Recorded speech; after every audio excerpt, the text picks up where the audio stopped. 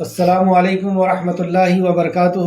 الحمدللہ ان الحمدللہ ونحمده ونستعینه ونستغفره ونعوذ باللہ من شرور انفسنا ومن سیئات اعمالنا من يهده الله فلا مضل له ومن يضلل الله فلا هادي له واشهد ان لا اله الا الله واشهد ان محمدا عبده ورسوله اما بعد فان خیر الحدیث کتاب اللہ وخیر الهدی هدی محمد صلی اللہ علیہ وعلى آلہ وسلم وشر الامور محدثاتها وكل محدثة بدعة وكل بدعة ضلالة وكل ضلالة في النار۔ رب اشرح لي صدری ويسر لي امری واحلل عقدۃ من لسانی یفقهوا قولی۔ رب زدنی علما رب زدنی علما رب زدنی علما، آمین یا رب العالمین۔ ہر قسم کی تعریف اور شکر اللہ رب العزت کے لیے لائق اور زیبا ہے، جو ساری کائنات کا ایک و تنہا خالق مالک مربی اور منتظم ہے۔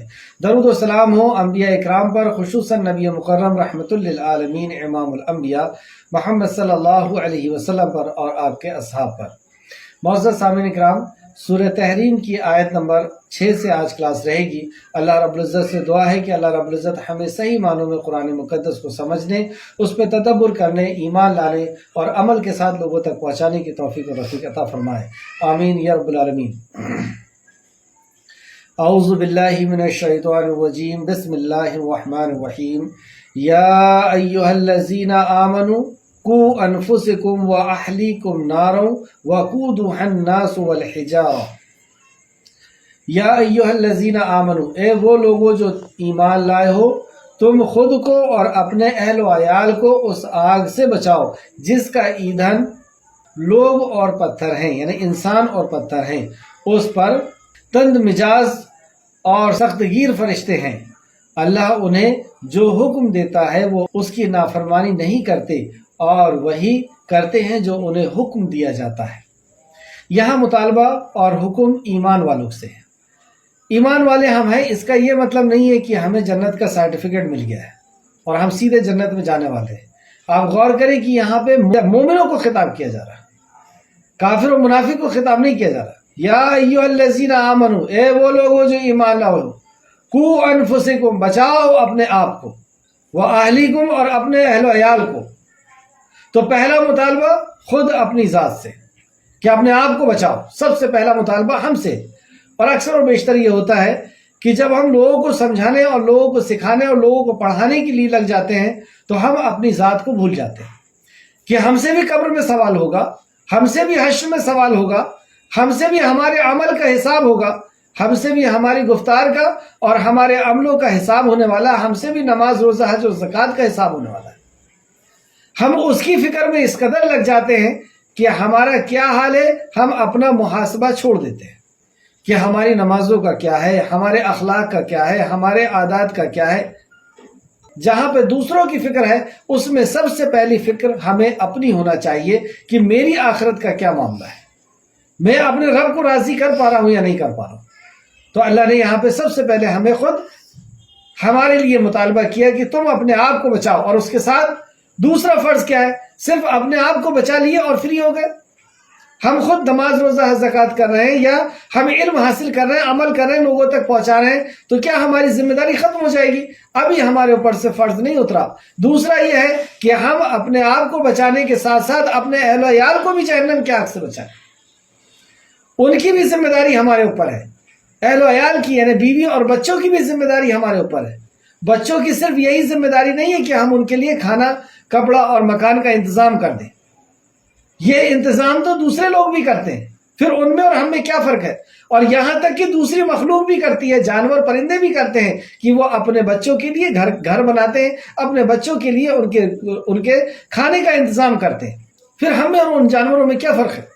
تو ہمارے لیے دوہری ذمہ داری ہے کہ جہاں پر ہماری یہ ذمہ داری ہے کہ ہم ان کے کھانے کا انتظام کریں، ان کے کپڑے کا انتظام کریں، رہائش کا انتظام کریں، وہیں پر ہمیں ان کی تربیت بھی کرنا ہے، وہیں ہمیں ان کی پڑھائی کا انتظام بھی کرنا ہے۔ یہ بھی ہمارے اوپر فرض ہے کہ ہم ان کی تربیت کریں۔ اور ان کی تربیت کیسی ہوگی؟ بچوں کی تربیت آپ اچھی طرح سمجھ لیں کہ بچوں کی تربیت ہماری تربیت سے اور ہمارے عمل سے جڑی ہوئی ہے۔ وہ جیسا ہمیں کرتے ہوئے دیکھیں گے ان کے اندر وہی چیز آئے گی. وہ اگر ہمیں جھوٹ بولتا ہوا دیکھیں گے، وہ ہمیں اگر نماز چھوڑتا ہوا دیکھیں گے، وہ ہمیں اگر اللہ کے نبی کی نافرمانی کرتے ہوئے دیکھیں گے، تو ان کے اندر بغیر کہے وہ چیز آئے گی. آم کے پیڑ کے نیچے ہی آم گرے گا. ہم جیسے ہوں گے ویسے ہی ہماری اولاد بنے گی. اور ویسے بھی رسول اللہ صلی اللہ علیہ وسلم نے فرمایا پہلا مدرسہ ماں کا گود. تو گود میں کوئی بچہ کیسے سیکھے گا؟ گود میں بچہ دیکھ کر کے سیکھتا ہے، وہ ان کی عادتوں سے سیکھتا ہے، وہ ان کے بات چیت کے طریقے سے سیکھتا ہے. پرورش میں ماں کی ذمہ داری اور زیادہ بڑھ جاتی ہے، کیونکہ اسی کو نبی مکرم نے فرمایا کہ پہلا مدرسہ جو ہے وہ ماں کا گود. وہ جتنی بہتر ہوگی اتنی ہی بہتر اولاد ہوگی، اتنی ہی بہتر ہمارا معاشرہ بنے گا. خواتین کے اوپر ہی معاشرہ ڈیپینڈ ہوتا ہے، معاشرہ انحصار ہوتا ہے کہ یہ جتنی اچھی ان کی تربیت ہوگی اتنی ہی اچھے نسلیں آئیں گی، اولاد آئے گی، اور اتنے ہی اچھا معاشرہ بنے گا.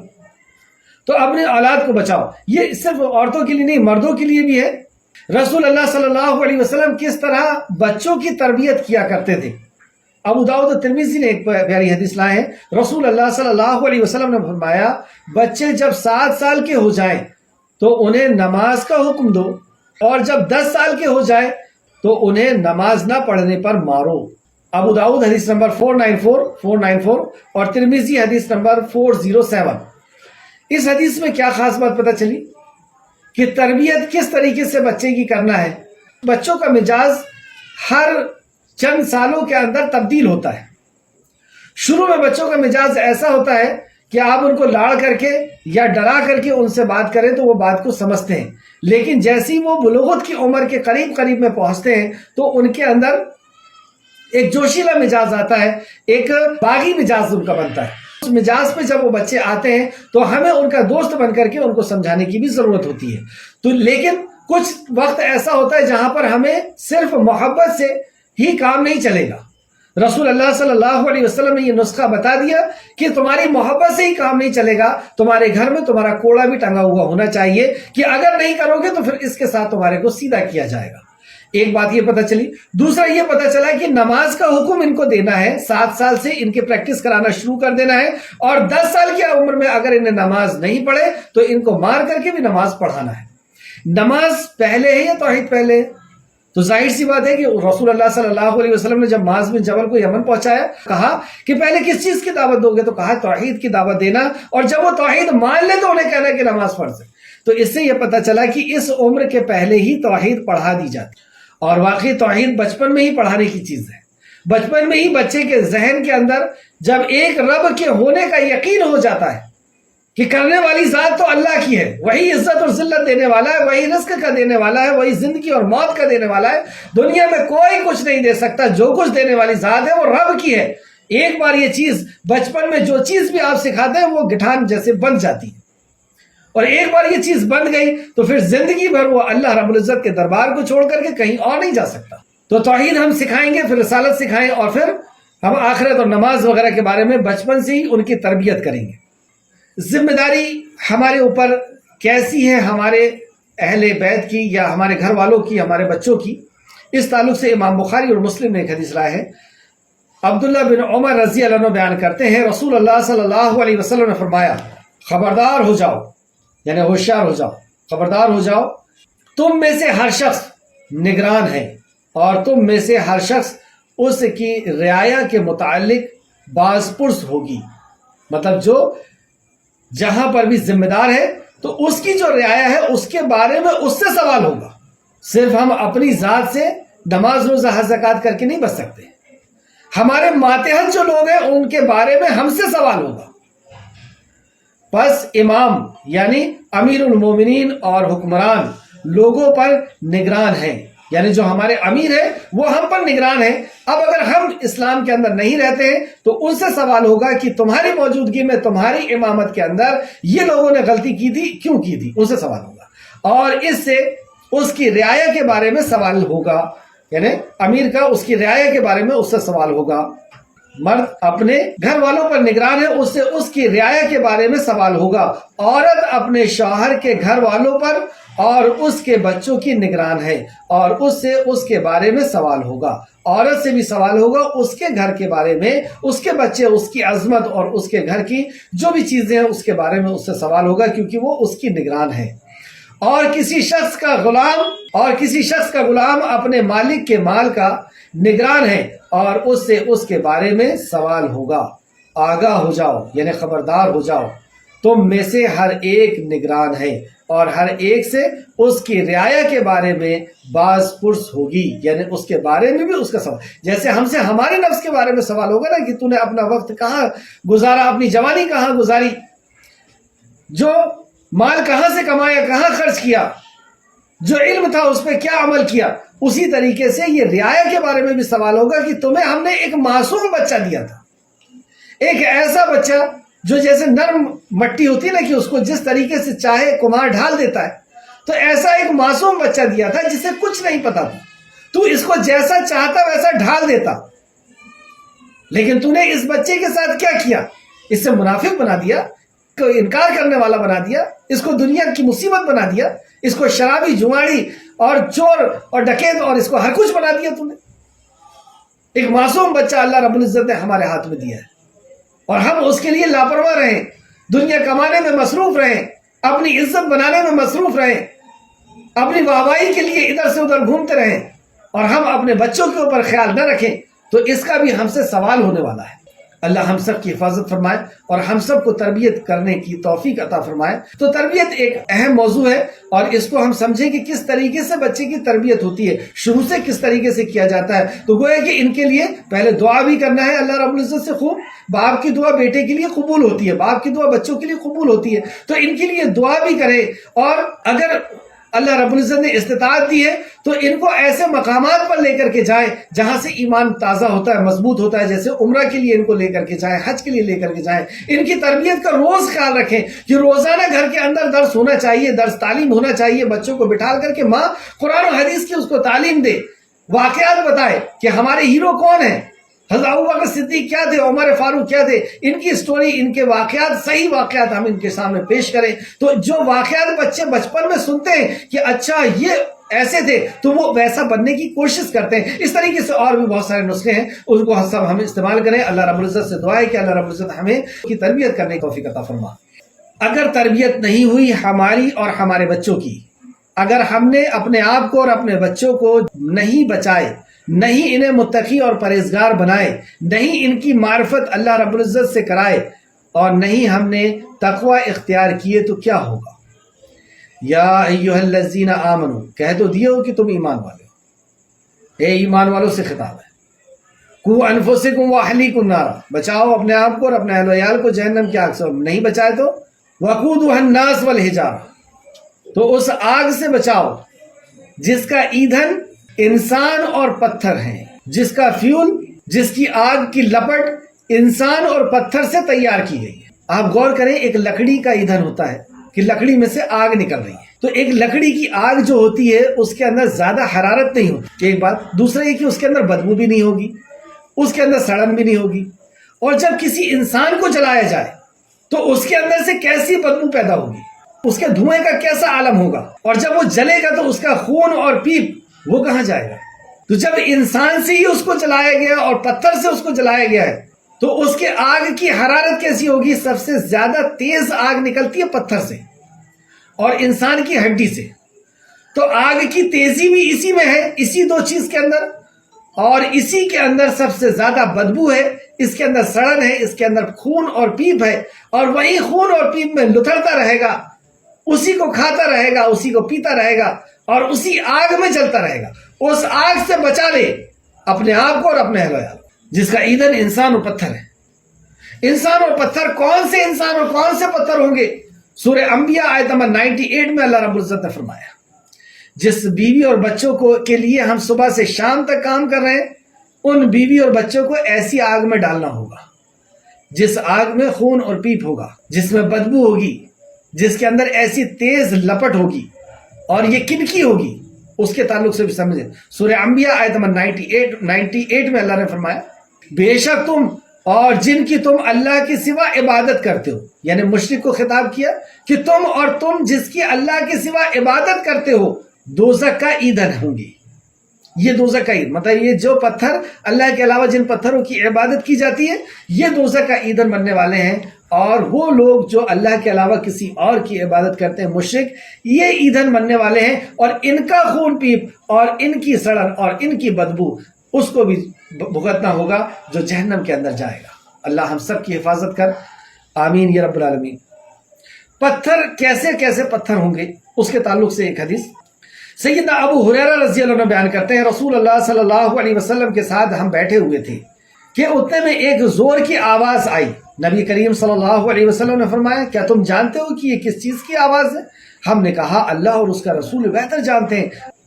آپ صلی اللہ علیہ وسلم نے فرمایا یہ ایک پتھر ہے جو آج سے 70 سال پہلے جہنم میں پھینکا گیا تھا اور وہ مسلسل آگ میں گرتا رہا، اور اب اس وقت وہ پتھر جہنم کے نچلے حصے میں ٹچ ہوا ہے، ٹکرایا ہے، پہنچا ہے۔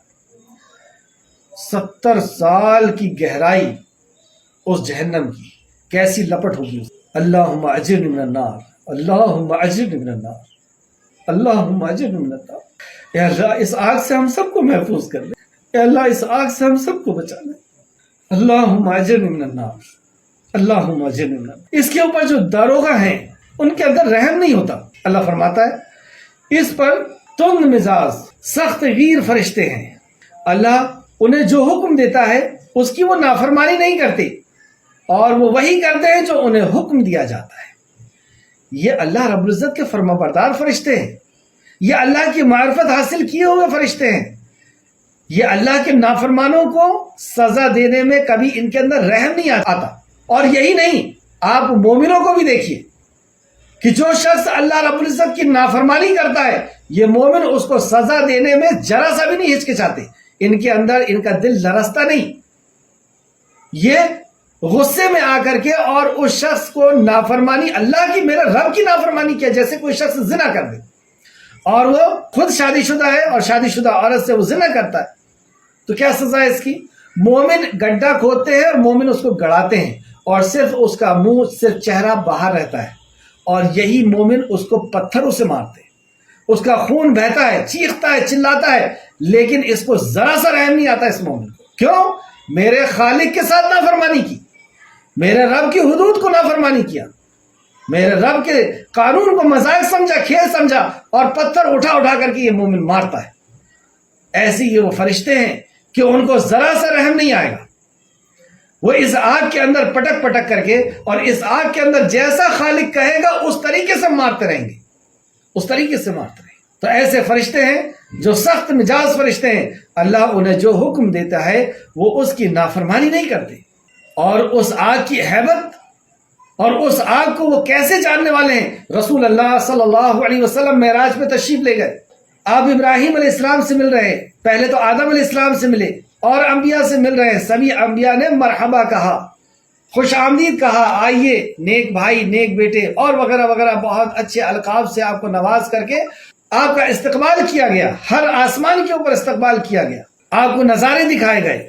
وہیں پر ایک فرشتے کو نبی کریم صلی اللہ علیہ وسلم نے دیکھا کہ اس کے چہرے پہ مسکراہٹ نہیں آئی، اس کا چہرہ جیسے کہ بہت غمزدہ، بہت فکر مند ہو۔ رسول اللہ نے کہا یہ کون ہے؟ جبرائیل کہتے ہیں یہ مالک ہے، یہ جہنم کا فرشتہ ہے، جب سے یہ بنایا گیا اس نے کبھی ہنسا نہیں، ایسی جہنم ہے کہ اس کے فرشتے نے کبھی مسکرایا نہیں۔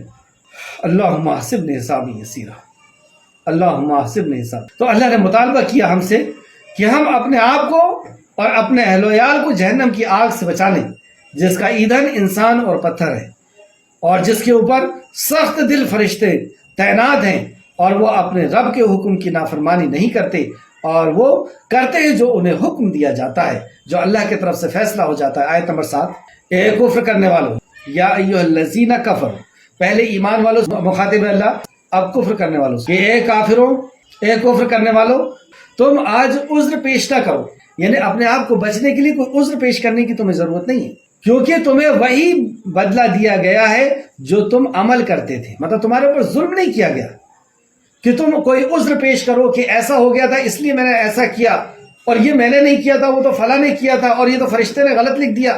یہ کوئی عذر پیش کرنے کی تمہیں ضرورت نہیں ہے. تمہیں وہی دیا گیا ہے، تمہیں وہی سزا ملے گی جو عمل تم نے کیا ہے. کسی دوسرے کی سزا تمہیں نہیں دی جائے گی. وہاں پر ہمارا رب حساب کا مالک یوم الدین، اور اس سے بہتر حساب کون کر سکتا ہے. آیت نمبر 8.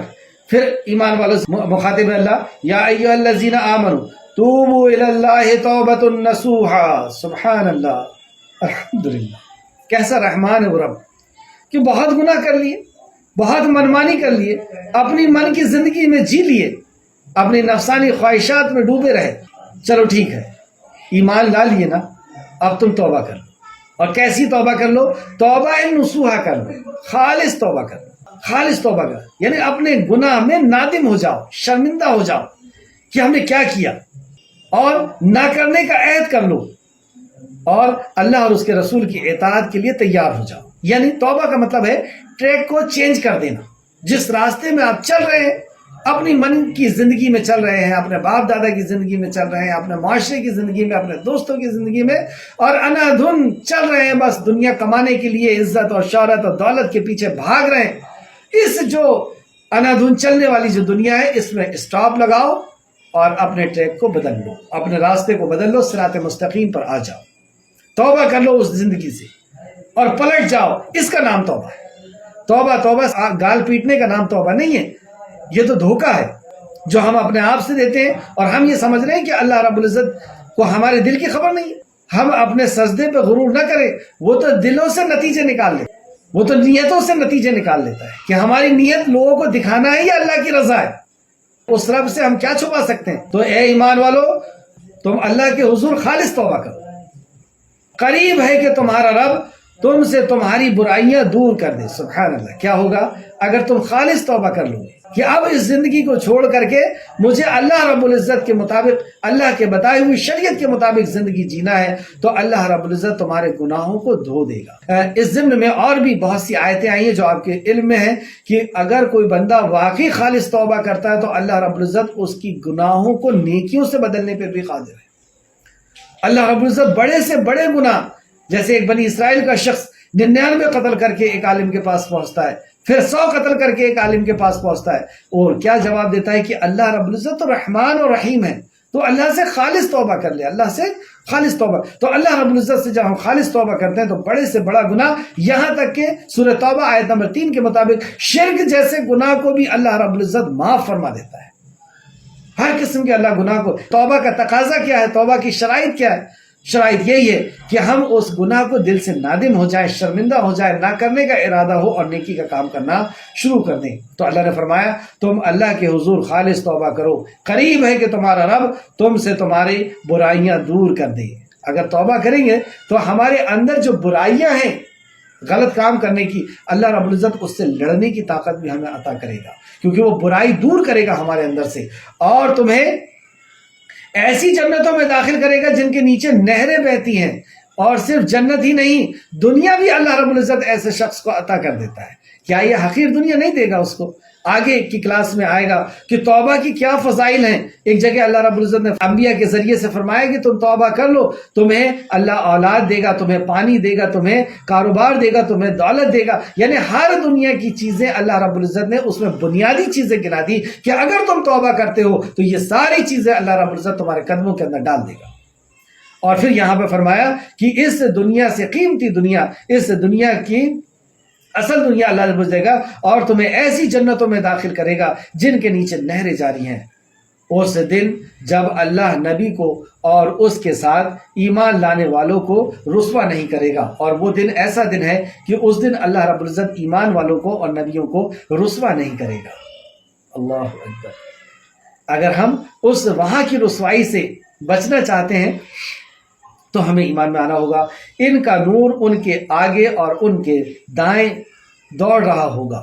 مطلب جب حشر کے میدان میں پہنچیں گے اور اس کے بعد پل صراط سے ہم گزریں گے، اور ہر جگہ ان کا نور، یعنی ان کے ایمان کا نور، جس ایمان پر انہوں نے عمل کیا تھا وہ عمل کا نور ان کے دائیں اور بائیں دوڑ رہا ہوگا. وہ کہیں گے اے ہمارے رب، ہمارے لیے ہمارے نور پورا کر اور ہماری مغفرت فرما دے، ہمارا نور پورا کر دے اور ہماری مغفرت فرما دے، یعنی یہ نور ہمیں منزل مقصود تک پہنچا دے۔ اور وہ منزل مقصود کہاں ہے؟ جو جنت ہے، جہاں پہ خالق کائنات کا دیدار ہے۔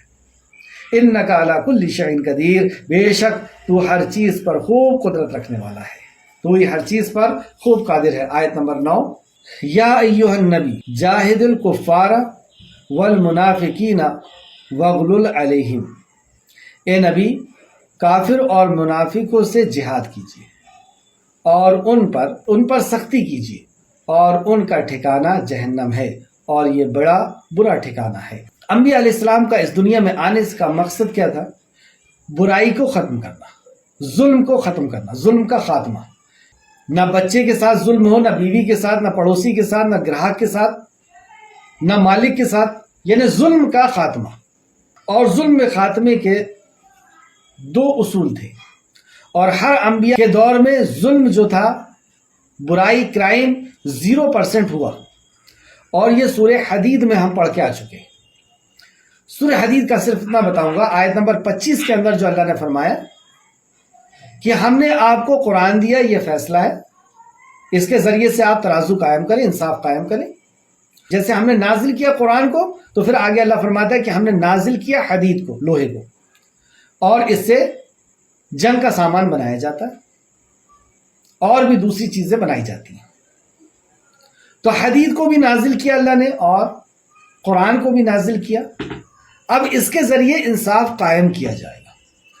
تو کچھ لوگ ایسے ہوتے ہیں جو قرآن کو سن کر کے اس پر ایمان لے آتے ہیں اور اپنے سارے کرائم کو ختم کر دیتے ہیں، لیکن کچھ ایسے اساماجک تتو ہوتے ہیں کہ جو قرآن پر ایمان نہیں لاتے، جو اللہ کے انبیاؤں پر ایمان نہیں لاتے، پروفٹ پہ، یشدود پر ایمان نہیں لاتے، اور وہ لوگوں کو ستانا، خون کرنا، مرڈر کرنا، چوری کرنا، زنا کرنا، یہ سب ان کا چلتا رہتا ہے۔ ماں باپ کے حقوق کو پامال کر رہے ہیں، اپنی بیوی کے، بچے کے، سارا ظلم، سب جتنا ہو سکتا سب ظلم کرتے رہتے ہیں۔ تو ان کے لیے کیا علاج ہے؟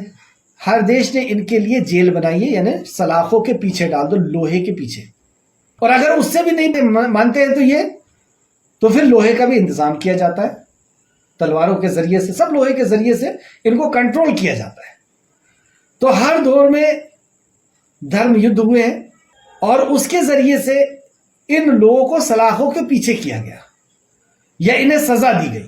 تو وہی یہاں پہ کہا گیا کہ اے نبی، جنہوں نے انکار کر دیا، مطلب یہ پاکیزہ زندگی جینے سے انہوں نے انکار کر دیا کہ نہیں، ہم تو عورتوں کو کھلونا بنا کر کے ہی رہیں گے، ہم تو شراب پیئیں گے، ہم تو خون چوسیں گے، یعنی بیاج کا کاروبار کریں گے، اور ہم تو گراہک کو دھوکہ دیں گے، اور ہم تو انسانیت کے اوپر ظلم کریں گے۔ تو ایسے جو لوگ ہیں جنہوں نے کفر اسی کو کہتے ہیں، انکار کرنا، اللہ رب العزت کے بتائے ہوئے طریقے کا انکار کرنا، نبی کے بتائے ہوئے طریقے کا انکار کرنا، تو ہم تو اللہ کو چھوڑ کر کے پتھروں کی فلاں کی عبادت کریں گے۔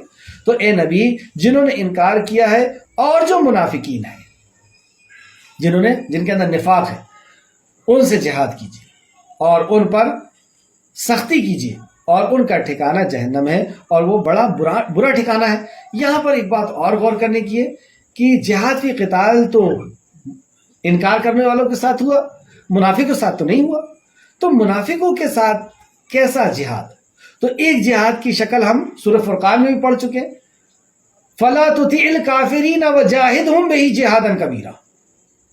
مکی صورت ہے، مکہ میں جہاد فی قتال نہیں تھا، تو یہ پھر کون سا جہاد ہے؟ اصل میں جہاد کئی معنوں میں آیا ہے، جہاد فی قتال کے بارے میں زیادہ آیا ہے، لیکن جہاد نفس کا بھی جہاد ہوتا ہے کہ اپنے نفس کو کنٹرول کرنا، روکنا برائی سے، لوگوں کو برائی سے روکنا، یہ بھی جد و جہد میں آتا ہے۔ کوشش کرنا، جد و جہد سے جہاد بنا ہے، تو جد و جہد کرنا، کوشش کرنا اپنے اندر سے برائی نکالنے کی، اپنے گھر سے برائی نکالنے کی، اپنے معاشرے سے برائی نکالنے کی۔ تو وہاں پہ کہا گیا فَلَا تُطِعِ الْكَافِرِينَ وَجَاهِدْهُمْ بِهِ جِهَادًا كَبِيرًا، اس قرآن کے ساتھ جہاد کرو، یعنی اس قرآن کی تعلیم کو لوگوں تک پہنچانا، اس قرآن کی تعلیم کو لوگوں تک پہنچانا، اس کے اوامر و نواہی کو پہنچانا، اس سے اللہ کی معرفت کرانا، یہ ان کو بہت برا لگے گا۔ تو جب ان کو برا لگے گا، وہ تمہارے اوپر اٹیک کریں گے، یہ تمہارے طرف سے جد و جہد ہے، اور یہ بڑا جہاد ہے۔ قرآن پر عمل کیا جائے، قرآن کا علم پہنچایا جائے اور قرآن کے اوپر عمل کیا جائے. جب قرآن کے اوپر عمل کیا گیا تو وہ ساری چیزیں مدینہ کے اندر پھر وہ اسٹیپ بائی اسٹیپ آتے رہیں. اب یہاں پہ منافقوں سے تو کبھی بھی آپ سیرت کے اندر دیکھ سکتے ہیں کہ ان کے ساتھ قتال نہیں ہوا. تو تفسیر ابن کثیر جلد نمبر 6 صفحہ نمبر 265 اور اس کے اوپر ضرور غور کریے گا. تفسیر ابن کثیر فرماتے ہیں کفار کے ساتھ اسلحہ و قتال کے ذریعے سے اور منافقین کے ساتھ ان پر حدود نافذ کرنے کے ساتھ، یعنی منافقین کے اوپر حدود نافذ کیے جاتے ہیں. یعنی یہ جو جرم کرتے ہیں، جیسے چوری کرتے ہیں، مرڈر کرتے ہیں، زنا کرتے ہیں، تو ان کے اوپر حد جاری کر کے اور ان کے ساتھ جہاد کیجیے. یہ بھی ان کا جہاد ہے. اللہ. اور ان پر سختی کیجیے اور ان کا ٹھکانہ جہنم ہے اور وہ بڑا برا ٹھکانہ ہے. اب جس کے اوپر حد جاری کی گئی، تو حد جاری جس کے اوپر کی جاتی ہے تو اس میں دو قسم کے لوگ ہوتے ہیں. ایک وہ ہوتا ہے جو اس حد کو برداشت نہیں کرتا، بچنا چاہتا ہے، نکلنا چاہتا ہے، قبول نہیں کرتا. اور ایک وہ ہوتا ہے جو حد کو قبول کرتا ہے کہ ہاں یہ حد اگر میرے اوپر لگ جائے گی تو میرا گناہ ختم ہو جائے گا. تو وہ توبہ کی اس کو ایک شکل سمجھتا ہے. جیسے ہم کفارہ دیتے ہیں نا، کچھ جیسے آپ نے پچھلی کلاس میں پڑھا کہ اگر کوئی قسم کھا لیتا ہے اور قسم کو توڑتا ہے، کھولتا ہے، تو اس کو کفارہ دینا ہوگا. تو کفارہ وہ خوشی خوشی دیتا ہے کہ میرا یہ گناہ ختم ہو جائے گا.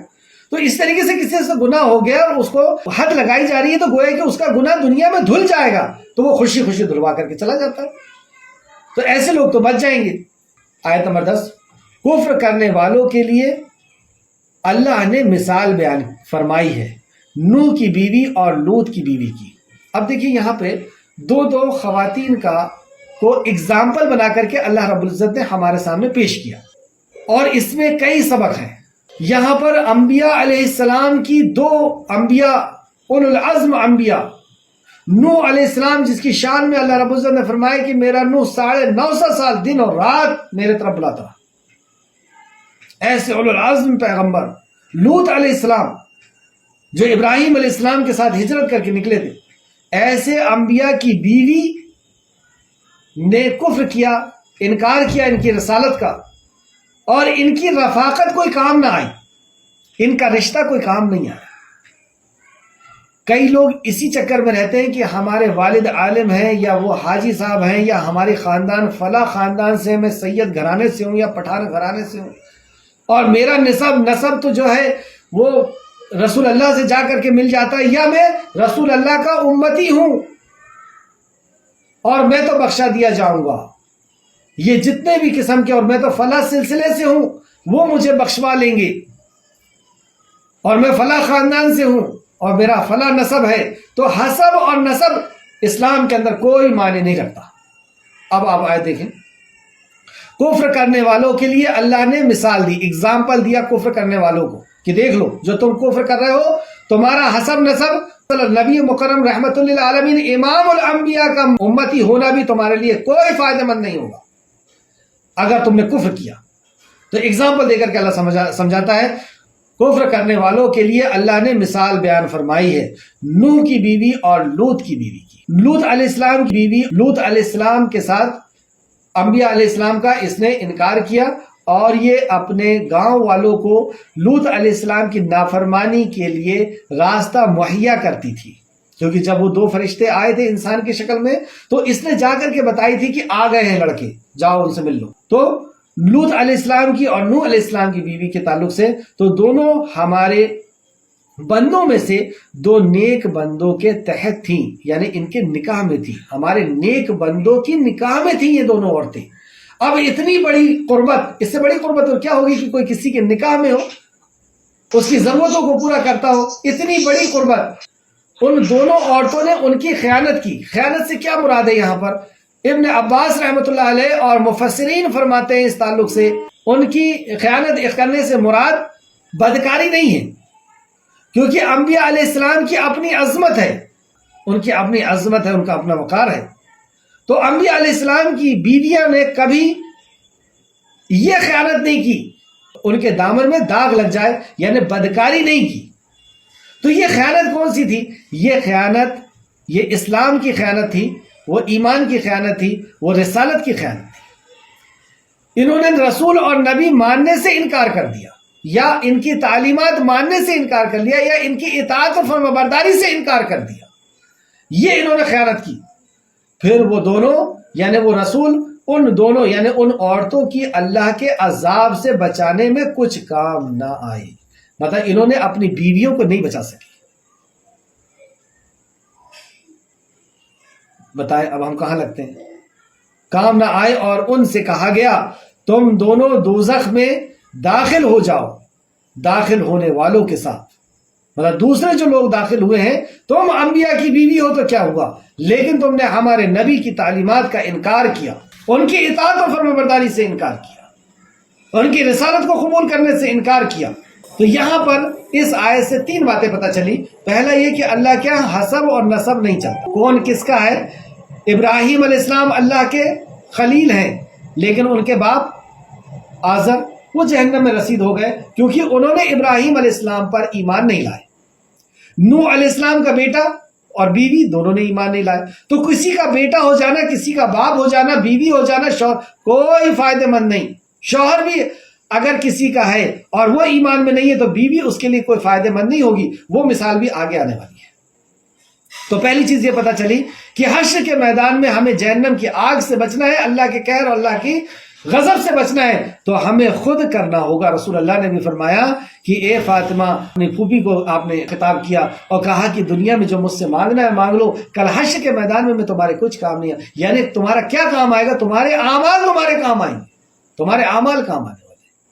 دوسری نصیحت یہ میری کہ ہم کتنے خوش نصیب ہیں کہ اللہ رب العزت نے ہمیں ایمان کی دولت، ہدایت کی دولت سے ہمیں نوازا۔ ابراہیم کے باپ محروم رہ گئے، لوط کی بیوی محروم رہ گئی علیہ السلام، اور نوح علیہ السلام کی بیوی محروم رہ گئیں۔ آپ اور میں کتنے خوش نصیب ہیں کہ اللہ نے ہمیں ایمان اور ہدایت کی روشنی دی ہے۔ اگر ہم نے اس کی قدر نہیں کیے تو جو بھی نعمت ہمارے پاس ہوگی، کوئی بھی نعمت ہمارے پاس گھر کے اندر بھی ہے، کہیں پہ بھی ہے، اس نعمت کی قدر نہیں کریں گے تو وہ چیز چلے جائے گی۔ تو یہاں پہ ایک نصیحت بھی ہے اور ایک ہمارے لیے اعجاز بھی ہے۔ تیسری بات، ہم رسول اللہ صلی اللہ علیہ وسلم رحمت للعالمین امام الانبیاء کی امتی ہیں، لیکن امتی ہونا بھی ہمارے لیے کوئی فائدہ مند نہیں ہوگا اگر ہم نے آپ کی رسالت کو قبول نہ کیا اور آپ کی اطاعت اور فرمانبرداری نہ کی اور آپ سے محبت ہر چیز سے زیادہ نہیں کی۔ تو سب سے زیادہ ہمیں محبت کرنا ہوگا اور اطاعت اور فرمانبرداری کرنا ہوگا، رسالت کو قبول کرنا ہوگا، تو ہی ہم بچ سکتے ہیں۔ یہ کافر 2 عورتوں کی مثال تھی۔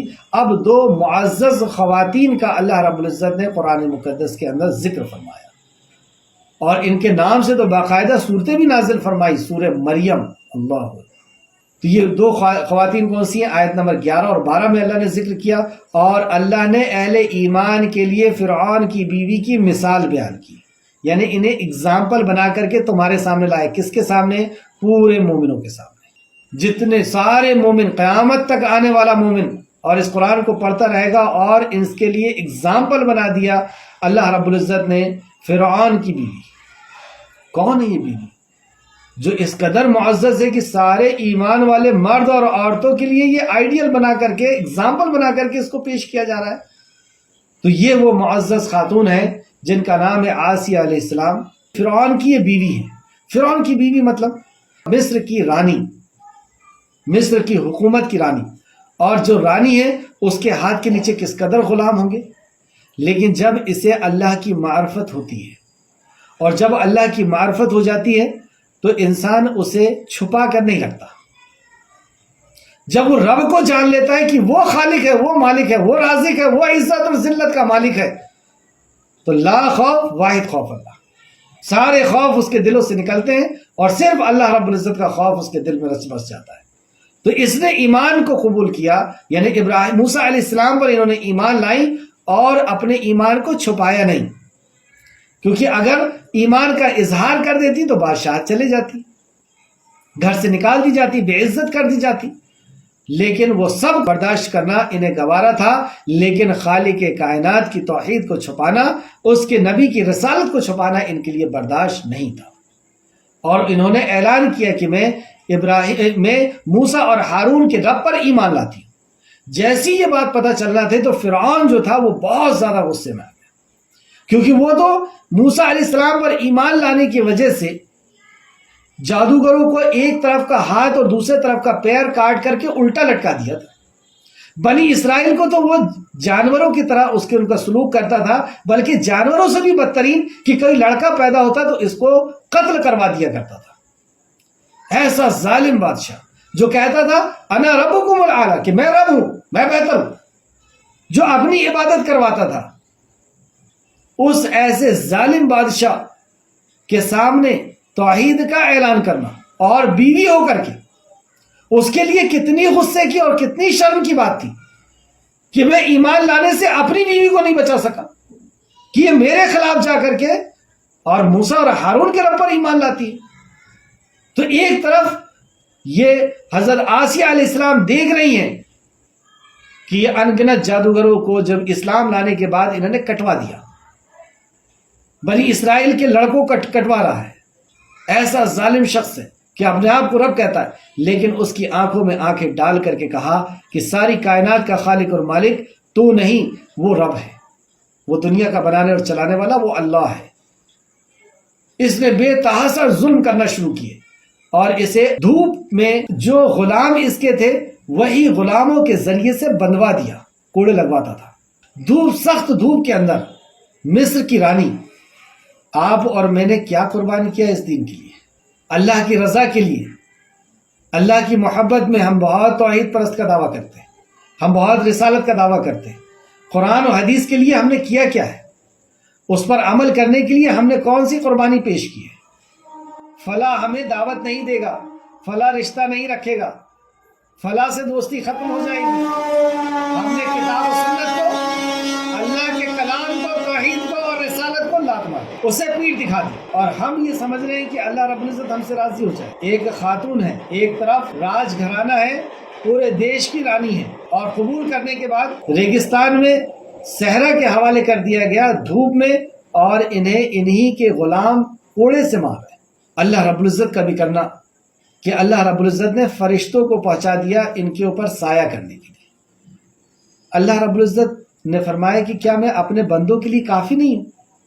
جو اللہ کے لیے ایسا ستایا جائے گا کیا اللہ اس کو ویسے ہی چھوڑ دے گا؟ اللہ فرماتا ہے کہ میں اپنے بندے کے لیے کافی نہیں ہوں۔ یہی نہیں ہوا، مارکا ہوا فرعون کا اور موسیٰ علیہ السلام کا، یعنی وہی جادو کا۔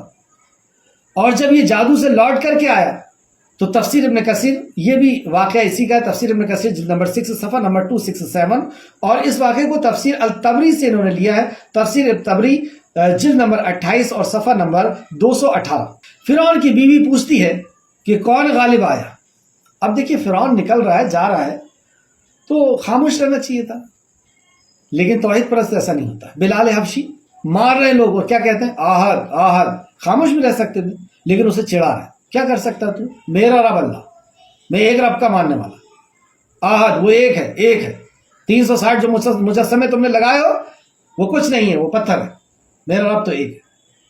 اسی طریقے سے جب یہ لوٹ کر کے آتا ہے تو اس کو چڑھاتے ہوئے کیا کہتی ہیں کہ فرعون کی بیوی پوچھتی ہے کہ کون غالب آیا؟ انہیں بتایا جاتا ہے کہ موسیٰ اور ہارون کا رب غالب آیا۔ وہ کہتی ہیں کہ میں موسیٰ اور ہارون کے رب پر ایمان لاتی ہوں، اور زیادہ غصے میں آ گیا، تلملا گیا۔ آرڈر دیا اپنے غلاموں کو کہ ایک بہت بڑا پتھر لاؤ اور پتھر اس کے سامنے رکھو، اگر یہ انکار کرتی ہے رسالت کا تو یہ مصر کی رانی ہے، میری بیوی ہے، اور اگر یہ انکار نہیں کرتی، اس کی رسالت کا انکار نہیں کرتی، تو اس کے اوپر یہ پتھر کو پٹک دو۔ اب آپ آیت سنیے۔ اور اللہ نے اہل ایمان کے لیے فرعون کی بیوی کی مثال بیان کی۔ جب اس نے کہا، اس وقت یہ ملکہ مصر یعنی آسیہ علیہ السلام اللہ رب العزت سے کیا خطاب کرتی ہے؟ جب اس نے کہا اے میرے رب، ہم اللہ سے کیا خطاب کرتے ہیں وہ بھی ہم سوچیں، دنیا کی چیزیں مانگنے سے فرصت نہیں، لیکن اللہ والے جو اللہ کی معرفت ہوتی ہے وہ کیا مانگتے ہیں؟ جب اس نے کہا اے میرے رب، میرے لیے اپنے ہاں جنت میں ایک گھر بنا، میرے لیے اپنے ہاں جنت میں ایک گھر بنا، اپنے پاس ایک گھر بنا۔ وہ جانتی ہے کہ دنیا قید خانہ ہے اور یہ جیل ہی ہے، سونے کی ہے تو کیا ہوا، تو مجھے نہیں رہنا یہاں، اپنے پاس جنت میں ایک گھر بنا لے، اور مجھے فرعون اور اس کے عمل یعنی شرک سے نجات دے دے، مجھے فرعون سے نجات دے دے۔ آپ سمجھ رہے ہیں کتنی بڑی بات کہہ رہی ہے؟ مطلب مجھے راج پاٹ نہیں چاہیے، مصر کی رانی مجھے نہیں رہنا، مجھے اس سے نجات چاہیے۔ اللہ اکبر، ہم نے کیا قربان کیا؟ اتنا بڑا منصب اور اس کو ٹھوکر مار رہی ہے کہ مجھے فرعون کی رانی نہیں رہنا اور اس مصر کی رانی مجھے نہیں رہنا، مجھے اس سے نجات چاہیے اور مجھے ظالم قوم سے نجات دے دے اور ان کی رانی میں بنوں، اس چیز سے بھی مجھے نجات چاہیے۔ آپ آسمان کی طرف دیکھ کر کے یہ دعا کرتی ہیں، رب ابلی ان بیتک، کہ اللہ اپنے پاس میرے لیے ایک گھر بنا دے۔ اللہ رب العزت کی قربت چاہتی ہے، اللہ کا دیدار، کیونکہ وہ جان گئی دنیا کی حقیقت کیا ہے اور بادشاہت کو ٹھکرا رہی ہیں اور کہہ رہی ہیں کہ میں اس سے نجات چاہتی ہوں، اس شوہر سے بھی اور اس کے راج سے بھی اور راج محل سے بھی، کہ میں مجھے ظالم قوم سے نجات دے دے۔ جیسی آسمان کی طرف دیکھ کر کے کہتی ہیں اور ادھر بہت بڑی چٹان ان کے سر کے سامنے رکھی ہوئی ہے اور وہ آسمان کی طرف دیکھ کر کے کہتی ہیں۔ تفسیر ابن کثیر فرماتے ہیں تفسیر الطبری کے حوالے سے کہ اللہ رب العزت انہیں جنت میں ان کا گھر دکھاتا ہے اور ان کی روح پرواز کر دیتا ہے، فوراً ان کی روح نکال دیتا ہے، اور جب ان کا جسم بستا ہے اس جسم کے اوپر فرعون کے ماننے والے جو ہے پتھر پٹکتے ہیں ان کی لاش کے اوپر، یعنی ان کی روح نکل چکی ہوتی ہے۔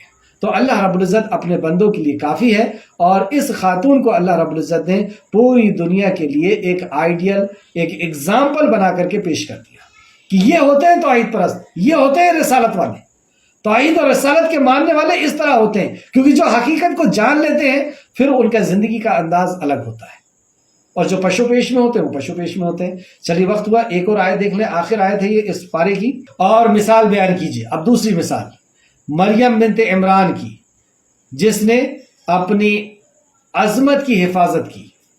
خواتین کے ساتھ عظمت کی حفاظت کا ذکر کیا جاتا ہے کیونکہ خواتین کے پاس سب سے قیمتی چیز اس کی عظمت ہوتی ہے، اس کی عزت ہوتی ہے، اور اس عزت پر ہاتھ ڈالنا اللہ رب العزت نے 80 کوڑے کی سزا رکھی ہے کہ کسی نے پاک دامن عورت کے اوپر الزام لگایا تو 80 کوڑے اس کو لگے۔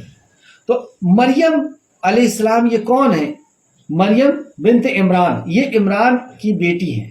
عمران مسجد اقصی کے امام، اور انہوں نے اور ان کی بیوی حنہ نے جب یہ پیٹ میں تھی اسی وقت نظر مان لی تھی کہ جو بچہ ہے ہم اس کو اللہ کے لیے ہبہ کرتے ہیں، اللہ کے لیے اس کو چھوڑ دیں گے، یعنی اللہ کے لیے نظر کرتے ہیں۔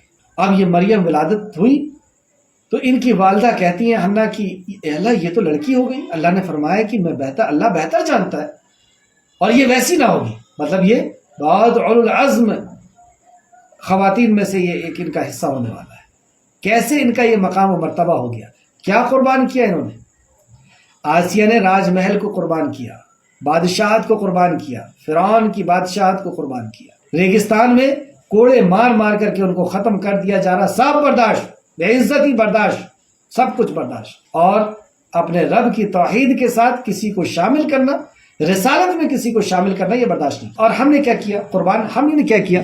اب اس خاتون نے کیا قربان کیا؟ مریم بنت عمران کی، جس نے اپنی عظمت کی حفاظت کی، مطلب انہوں نے پوری زندگی اپنی عظمت کی حفاظت کی۔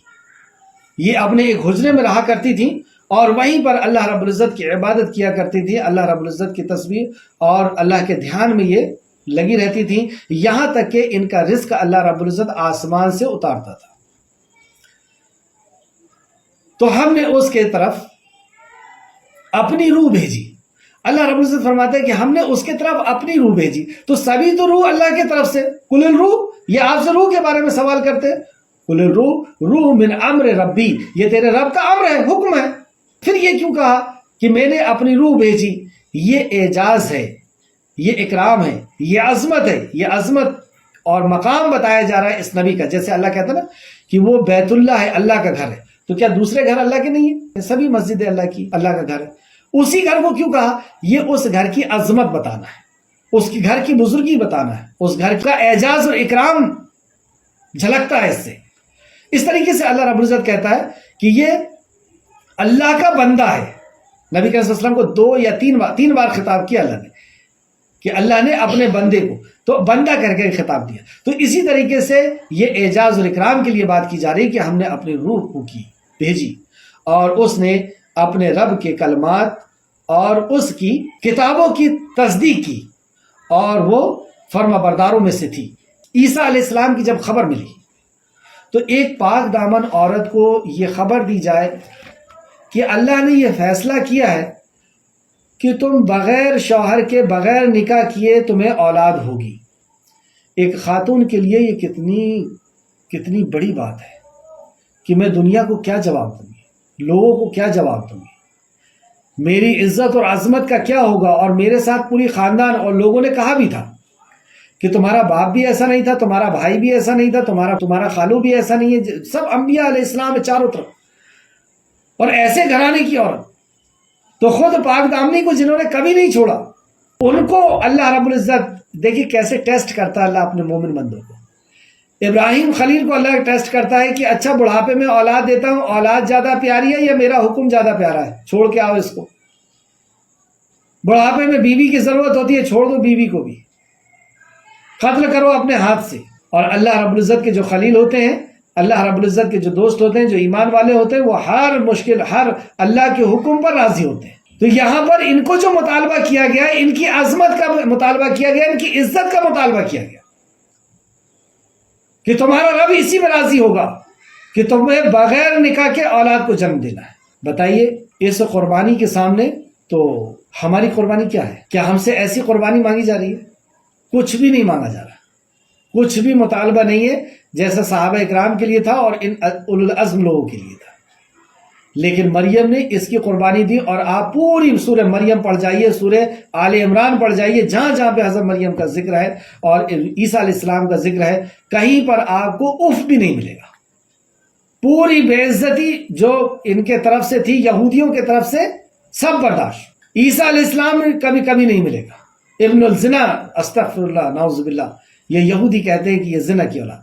لیکن میرا رب اس سے راضی ہے، اس حکم سے راضی ہے، اس فرمان پر عمل کرنے سے راضی ہے، مجھے میری عزت کی کوئی پرواہ نہیں۔ ہم عزت کے لیے کتنا مرتے ہیں کہ وہ ہم سے بات کرنا چھوڑ دے گا، اس سے رشتہ داری ختم ہو جائے گی، وہ نکاح میں نہیں بلائے گا، وہ مجلس میں دیکھ کر کے چلا جائے گا، دوستی ٹوٹ جائے گی، گراہکی ختم ہو جائے گی، فلاح ہو جائے گا، فلاح ہو جائے گا، اور اس کے لیے ہم اللہ کے کلام اور نبی کے فرمان کا انکار کرتے ہیں، اور اس کے بعد یہ امید کرتے ہیں کہ دنیا اور آخرت میں ہمیں اللہ رب العزت ہمیں عزت دے دے گا۔ تو یہ بہت ہی غور اور فکر کرنے کی بات ہے۔ آخر میں ایک حدیث پر اپنی بات کو ختم کروں گا۔ امام احمد نے حضرت ابن عباس رضی اللہ عنہ سے روایت کیا ہے کہ رسول اللہ صلی اللہ علیہ وسلم نے زمین پر 4 خط کھینچے، یعنی 4 لکیریں کھینچی۔ اب دیکھیں نبی مکرم کا انداز پڑھانے کا کتنا پیارا ہوتا ہے۔ کیا تم جانتے ہو کہ یہ کیا ہے؟ مطلب یہ لکیر کیوں کھینچی ہے، کیا سمجھانا چاہتا ہوں اس لکیر کے ذریعے سے؟ تو صحابہ کہتے ہیں اللہ و رسول عالم۔ تو صحابہ نے عرض کیا اللہ اور اس کا رسول بہتر جانتا ہے۔ تو رسول اللہ صلی اللہ علیہ وسلم نے فرمایا اہل جنت کی عورتوں میں سب سے افضل خدیجہ بنت خویلد ہیں، فاطمہ بنت محمد صلی اللہ علیہ وسلم ہیں، اور مریم بنت عمران ہیں، فرعون کی بیوی آسیہ ہے۔ مطلب جنت میں جو عورتیں جانے والی ہیں ان کی سردار، اللہ رب العزت بعض کو بعض پر فضیلت دیتا ہے، تو جو جنت میں جانے والی ہیں ان کی جو سردار ہے، ان میں جو افضل ہیں 4 اولو العزم، یہ مقام و مرتبہ اللہ رب العزت نے ان کو عطا کیا۔ مسند احمد جلد نمبر 1 حدیث نمبر 293 ایک اور حدیث کہ بعض پہ بعض کو فضیلت ہوتی ہے، تو ماں عائشہ کہاں پر ہیں، ان کے تعلق سے بھی دیکھتے ہیں۔ صحیحین میں روایت ہے، یعنی بخاری اور مسلم دونوں نے روایت کیا ہے کہ ابو موسیٰ اشعری رضی اللہ عنہ سے روایت ہے کہ مردوں میں سے تو بہت سے کامل ہوئے ہیں، مردوں میں بہت کامل ہوئے ہیں، یعنی اللہ رب العزت کے برگزیدہ بندے، اللہ کے ہاں مقام و مرتبہ پانے والے تو بہت سے ہوئے ہیں، مگر عورتوں میں سے صرف آسیہ زوجہ فرعون، پہلی کا نام کیا لیا آپ نے؟ آسیہ زوجہ فرعون، دوسرا مریم بنت عمران کی بیٹی مریم، اور خدیجہ بنت خویلد کامل ہوئی ہیں، اور بے شک عائشہ تمام عورتوں پر فضیلت اس طرح ہے جیسے سرید کی تمام کھانوں پر فضیلت حاصل ہے۔ سرید ایک کھانے کا نام ہے جو کھانا کھانوں کے بیچ میں آ جاتا تو اس کی فضیلت سب سے زیادہ دوسرے کھانوں کے اوپر ہو جاتی تھی۔ یہ اگزامپل دے کر کے سمجھایا کہ ان ساری عورتوں پر بھی سب سے زیادہ فضیلت کس کو ہے؟ ماں عائشہ صدیقہ رضی اللہ عنہ کو۔ تو بخاری شریف حدیث نمبر 3411 اور مسلم شریف حدیث نمبر 2431 یہ مقام و مرتبہ کیسے ملا؟ تو حضرت خدیجہ کی بھی ہم اگر اسٹوری کو اٹھا کر کے دیکھیں کہ آپ نے کیسے کیا قربان کیا ہے نبی مکرم کے اوپر، آپ کی رسالت کے اوپر، اس دین کے اوپر، اور کس وقت آپ نے ایمان کو لے کر کے آئیں، اسی طریقے سے حضرت فاطمہ نے کیا کچھ نہیں قربان کیا، ماں عائشہ نے کیا کچھ نہیں قربان کیا، اور یہ جو دو خواتین تھیں۔ تو اللہ رب العزت سے دعا ہے کہ اللہ رب العزت جس طرح تمہارے سامنے ان کو اگزامپل بنا کر کے پیش کیا، اے اللہ ان سے ہمیں سبق لینے کی توفیق عطا فرما کہ یہ تیری رضا کے لیے، تیری خوشنودی کے لیے یہ سب کچھ دنیا کی قربان کرنے کے لیے تیار تھی۔ اے اللہ اس سے ہمیں سبق لینے کی تو توفیق اور رفیق عطا فرما۔ اے خالق کے مالک جب تک ہمیں زندہ رکھ، اسلام کے اوپر ہمیں زندہ رکھ۔ اے اللہ ہمیں خود جہنم کی آگ سے بچنے والا اور اپنے بچوں کو جہنم کی آگ سے بچنے والا، اپنے ماتحت جو لوگ ہیں ان کے اوپر تقوی حاصل کرنا، ان کو تقوی کی تعلیم دینے والا اے خالق مالک تو ہمیں بنا دے۔ اے اللہ جب تک زندہ رکھ، ایمان اور اخلاص کے ساتھ زندہ رکھ، جب ہمارا خاتمہ کر تو خاتمہ بالخیر فرما، آمین یا رب العالمین۔ السلام علیکم ورحمۃ اللہ وبرکاتہ۔